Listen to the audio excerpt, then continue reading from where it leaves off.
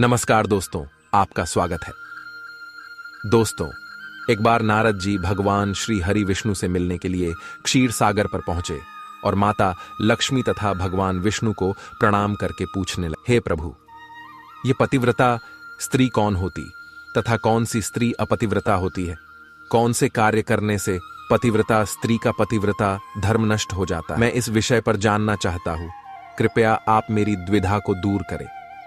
तब भगवान विष्णु ने पतिव्रता स्त्रियों के 3 लक्षण बताए।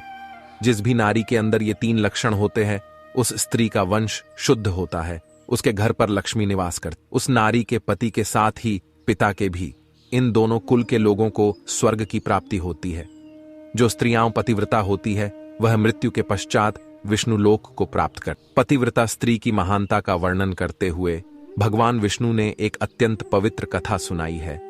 इस कथा का श्रवण करने मात्र से ही व्यक्ति के सभी पाप नष्ट हो। जो व्यक्ति ध्यानमग्न होकर इस कथा को सुनता है, भगवान विष्णु उसके 32 अपराध माफ करते हैं।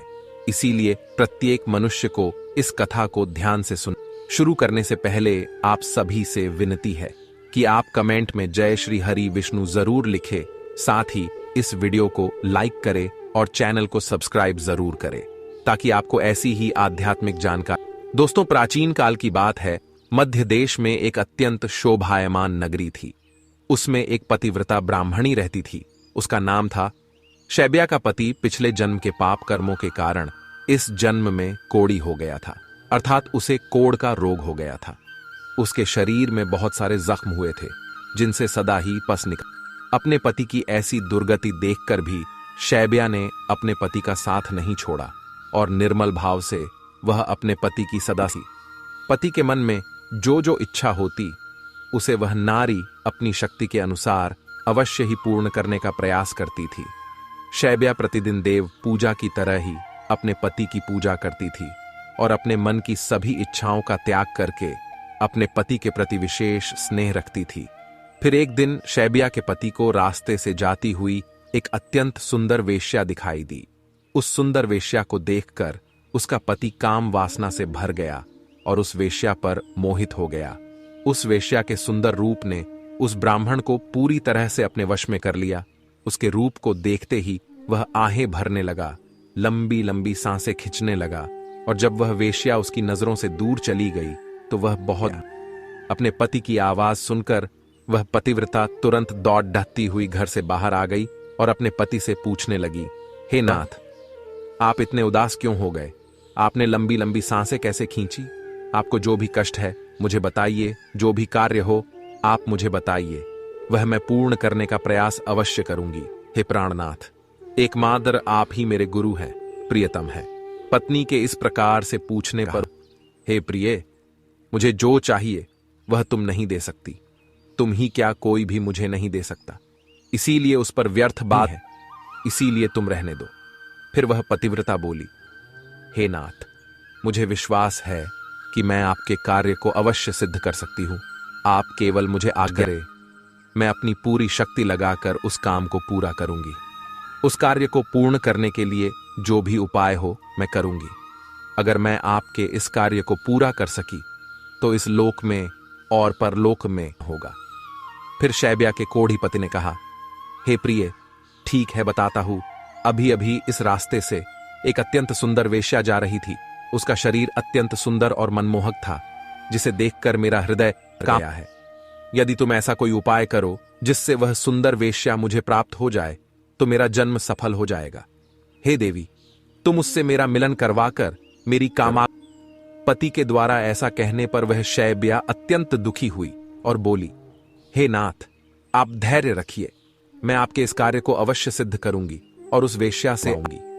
इतना कहकर उस पतिव्रता नारी ने मन ही मन कुछ विचार किया और फिर रात्रि के अंतिम प्रहर में उठकर वह गोबर और झाड़ू लेकर गई। जाते समय उसके मन में बड़ी प्रसन्नता थी। फिर वह उस वेश्या के घर पर पहुंच गई और उसने उस वेश्या के घर के आंगन में झाड़ू लगाया और गोबर से लीपकर उसका आंगन अत्यंत सुंदर बना दिया और लोगों की नजर पड़ने से पहले ही शीघ्रता से अपने आ गई। इस प्रकार से उस पतिव्रता स्त्री ने 3 दिनों तक उस वेश्या के घर के आंगन में झाड़ू लगाया और गोबर से लीपकर उसका आंगन स्वच्छ किया। उधर वह वेश्या अपने आंगन को देखकर अपने सेवकों से पूछने लगी, अरे वाह, आज आंगन की इतनी बढ़िया जिसने भी मेरा आंगन स्वच्छ किया है, मैं उसकी इच्छा पूर्ण करूंगी। फिर वेश्या के सेवकों ने कहा, हे वेश्या, घर के आंगन की सफाई तो हमने नहीं की, हमारे जागने से पहले ही कोई इस आंगन की सफाई कर। सेवकों की बात सुनकर वेश्या को बड़ा आश्चर्य हुआ और वह सोचने लगी कि आखिर कौन आकर उसके घर के आंगन को साफ कर रहा है। फिर उसने जानने के लिए रात भर जागरण किया लगी। तभी उसने देखा कि रात्रि के अंतिम प्रहर में ब्राह्मणी आकर उसके घर के आंगन को साफ कर रही है। ब्राह्मणी को देखते ही वह वेश्या बोली, हाय हाय, हे देवी, आप ये क्या कर रही हो? क्यों मुझ पापी स्त्री के घर का आंगन साफ कर रही हो? मुझे क्षमा करो, आप यह काम मत करो। इतना कहकर उस वेश्या ने उस ब्राह्मणी के पैर पकड़ लिए और कहा, हे पतिव्रते, आप क्यों मेरी आयु, यश, संपत्ति, कीर्ति का विनाश करने की चेष्टा कर रही हो? मैंने कौन सा अपराध किया है? हे साध्वी, आपको जो चाहिए वह मांगो, मैं बिना सोचे ही आपको दे दूंगी, किंतु आपको यह कार्य शोभ। तब उस पतिव्रता ने उस वेश्या से कहा, हे सुंदरी, मुझे धन की लालसा नहीं है, किंतु तुम्ही से मुझे कुछ काम है। यदि तुम करोगी तो मैं बताती हूं। यदि तुम उस कार्य को पूर्ण करोगी तो मेरे और तभी मैं समझूंगी कि तुमने मेरा सारा मनोरथ पूर्ण कर दिया। फिर वह वेश्या बोली, हे पतिव्रते, आप जल्दी बताइए, मैं वचन देती हूं, आपका जो भी अभीष्ट कार्य है उसे मैं अवश्य पूर्ण करूंगी। माता जी, आप महान पतिव्रता है, आपका कार्य करूंगी तो मेरे सभी पाप नष्ट हो जाएंगे। आपके चरण छू लेने से ही मैं पाप से मुक्त हो चुकी हूं। कृपया आप जल्दी बताइए, मैं आपकी किस प्रकार से मदद कर सकती हूं। फिर उस पतिव्रता ने लजाते हुए कहा, हे सुंदरी, कुछ दिनों पहले मेरे पति की नजर तुम्हारे शरीर पर पड़ी थी, जिसे देखकर वे तुम्हारे शरीर के मोह में पड़ गए हैं और तुमसे से मिलन करने की। इतना सुनकर वह वेश्या चौंक गई और कुछ क्षणों तक विचार करने लगी। उसे उस दुर्गंध युक्त कोढ़ी पुरुष के साथ संबंध बनाने की बात सोचकर बड़ा दुख। वह वेश्या उस पतिव्रता से बोली, हे देवी, अगर तुम तुम्हारे पति को लेकर मेरे घर पर आ जाओ तो मैं एक दिन के लिए उनकी इच्छा अवश्य। तब उस पतिव्रता ने कहा, हे सुंदरी, मैं आज रात को ही अपने पति को लेकर तुम्हारे घर पर आ जाऊंगी और जब वे तुमसे खुद की तृप्ति करके संतुष्ट हो जाएंगे तब मैं फिर से उनको अपने घर वापस ले जाऊंगी।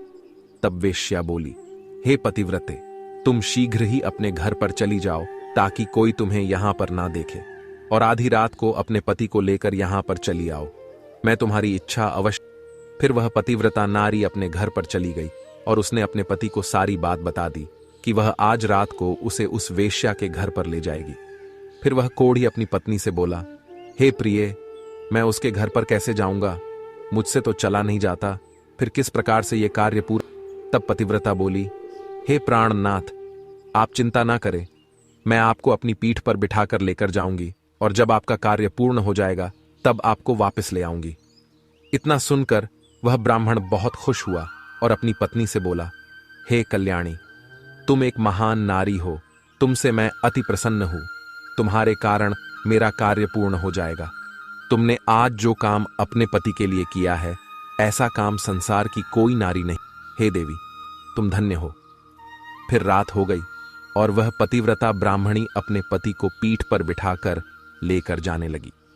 रास्ते में एक जगह पर परम तेजस्वी मांडव्य ऋषि को गलती से चोर समझकर राजा ने शूल पर चढ़ाया हुआ था। वह शूल मांडव्य ऋषि के आर पार गया था, किंतु फिर भी वे जीवित थे और अपनी तपस्या में लीन हो गए थे। जब रात के अंधकार में वह पतिव्रता ब्राह्मणी मांडव्य ऋषि के नजदीक से गुजर रही थी तो गलती से उसके कोढ़ी पति का पैर मांडव्य ऋषि के शरीर को लग गया और उनकी तपस्या भंग। मांडव्य ऋषि अत्यंत क्रोधित हो गए और श्राप देने लगे, जिस पापी ने भी मेरी तपस्या भंग की है और मुझे वेदनाएं दी है, वह पापी सूर्योदय होते ही भस्म हो। ऋषि मांडव्य ने श्राप देते ही वह कोढ़ी जमीन पर गिर पड़ा। ऋषि मांडव्य का श्राप सुनते ही उस पतिव्रता को बहुत दुख हुआ और वह कहने लगी, आज से 3 दिनों तक सूर्य का उदय। इतना कहकर वह पतिव्रता अपने पति को लेकर घर चली गई और अपने पति को शैया पर लिटाकर उसके पास बैठ गई।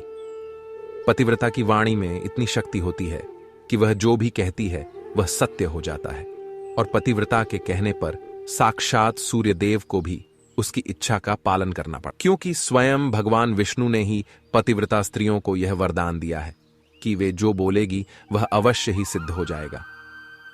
फिर 3 दिनों तक सूर्योदय नहीं हुआ।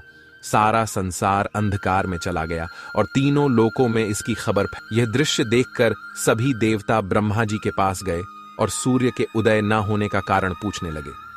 तब ब्रह्मा जी ने देवताओं को उस ब्राह्मणी और मांडवी ऋषि का सारा वृतांत सुना। फिर सभी देवता ब्रह्मा जी के साथ दिव्य विमानों में बैठकर उस पतिव्रता नारी के घर के पास चले गए। ब्रह्मा जी ने उस पतिव्रता नारी से कहा, हे माता, तुम्हारे कहने से सूर्य का उदय होना रुक गया है, जिससे संपूर्ण सृष्टि खतरे में आ गई है। प्राणियों का जीवन दुष्कर हो गया है। तुम कृपा करके अपने वचन पीछे ले लो और सूर्य का उदय होने दो। फिर उस पतिव्रता ने कहा, हे भगवान, एकमात्र मेरे पति ही मेरे गुरु है। ये मेरे लिए संपूर्ण लोकों से बढ़कर है और सूर्योदय होते ही मेरे पति की मृत्यु हो जाएगी, क्योंकि मांडव्य मुनि ने ऐसा श्राप दिया है। मैंने किसी लोभ में, क्रोध में तथा मोह में आकर ऐसा नहीं किया है। मैं केवल अपने पति के प्राणों की रक्षा करना चाहती हूं। फिर ब्रह्मा जी ने कहा, हे माता, तुम्हारे पति की आयु इतनी ही थी, उसकी मृत्यु से पृथ्वी का कल्याण होगा। तुम अपने पति के प्राण जाने दो, इससे तुम्हें बहुत पुण्य मिलेगा। फिर वह पतिव्रता बोली, हे देव, पति का त्याग करके मुझे किसी भी लोक में सुख की प्राप्ति नहीं होगी। मेरे पति मेरे लिए ईश्वर है, इसीलिए मैं उनका त्याग नहीं कर सकती। फिर ब्रह्मदेव ने कहा, हे कल्याणी, तुम्हारे इस पतिव्रता धर्म से मैं बहुत प्रसन्न हूं। तुम अभी इस हठ को छोड़ दो और सूर्य का उदय होने दो, जिससे सारा संसार स्वस्थ हो जाएगा और हमारे आशीर्वाद से तुम्हारा कोढ़ी पति भी कामदेव के समान सुंदर हो जाएगा। ब्रह्मा जी द्वारा ऐसा कहने पर उस पतिव्रता ने थोड़ी देर विचार किया और उसके बाद हां कहकर स्वीकृति दे दी और फिर सूर्य का उदय। फिर मांडव्य मुनि के श्राप के कारण तुरंत ही उसका पति जलकर भस्म हो गया और फिर उसकी राख से अत्यंत सुंदर कामदेव का समान रूप वाला उसका पति बाहर आकर खड़ा हो गया। यह चमत्कार देखकर वह पतिव्रता अत्यंत प्रसन्न हुई और फिर स्वर्गलोक से एक अत्यंत तेजस्वी विमान आया और वह पतिव्रता नारी अपने पति के साथ बैठकर स्वर्गलोक को चली। दोस्तों, इस प्रकार से पतिव्रता नारी में संसार को भी नष्ट करने की शक्ति होती है। पतिव्रता नारी के सामने बड़े बड़े देवताओं को भी झुकना पड़ता है। इस प्रकार से भगवान विष्णु ने यह कथा सुनाई है। उम्मीद है आपको यह कथा पसंद आई होगी, तो कमेंट करके अवश्य बताएं। जानकारी अच्छी लगी तो वीडियो को लाइक जरूर करें और कमेंट में जय श्री हरि विष्णु अवश्य लिखें। साथ ही चैनल को सब्सक्राइब